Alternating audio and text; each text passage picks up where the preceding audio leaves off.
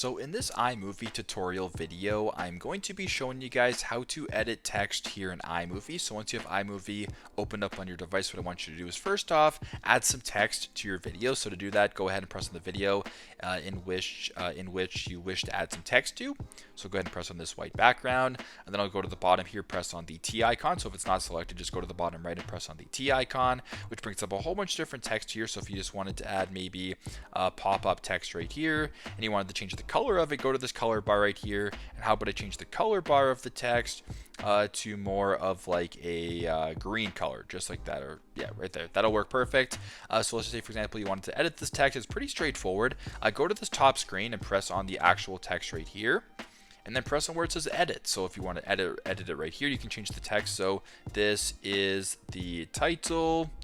Press on done. And pretty straightforward. That's how you guys can edit text here in iMovie. So yeah, that's how you guys can do it. Thanks again for watching, and I hope this video helps.